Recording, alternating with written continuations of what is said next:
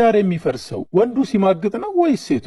ጄምስ ሴክስተን አሜሪካዊ ጠበቃና ጸሐፊ ነው። ከ20 ዓመታት በላይ የፍቺ ጠበቃ ሆኖ ሰርቷል። ይህ ጥያቄ ሲቀርብለት እንዲህ ብሎ ነበር የመለሰው። ባል ሚስቱን ከሌላ ወንድ ጋር ካየ መጀመሪያ የሚጠይቃት ይህን ነው፣ አብረሹ ተኝተሻል ወይ? ሴክስ አደርጋችኋል ወይ ነው የሚላት። ሚስት ግን ባሏን ከሌላ ሴት ጋር ብታገኘው የመጀመሪያ ጥያቄዋ ሌላ ነው፣ ስለ ሴክስ አይደለም። እሷን ተወዳታለህ ወይ ብላ ነው የምትጠይቀው። ከሷ በላይ ሌላ ሴት መውደዱ ነው የሚያስጨንቃት። ይህ ልዩነት ብዙ ትርጉም አለው ይላል ጄምስ። ለወንድ ልጅ ሚስቱ ማገጠችበት ማለት ቀይ መስመር ነው። ለሷ ያለው ስሜት ሁላ ነው የሚቀየረው። ምናልባት ይቅርታ ሊያደርግላት ይችላል፣ ነገር ግን በፍጹም እንደ ድሮ ሊወዳት አይችልም። ውስጡ ሰላም አይሰማውም። ይህ ነገር ከአይምሮ መቼም አይጠፋም። ልጆቹ የሱ መሆናቸውን ሁላ ነው የሚጠራጠረው። ለዛ ነው ወንድ ልጅ ሚስት ሲመርጥ የሴቷ ያለፈ ታሪክ የሚያሳስበው፣ ቦዲ ካውንቷ የሚያስጨንቀው። ቺቲንግ ለወንድ ልጅ ዲል ብሬከር ነው ብሎ ነበር የመለሰው። ወንዱ ቢማግጥ ችግር የለውም አላለም። ቺት ቢደረግባት ሴት ይቅርታ ታደርጋለች፣ ወንድ ግን ፍቺ ነው የሚመርጠው ብሎ ነው የመለሰው። በዚህ ሐሳብ ትስማማላችሁ?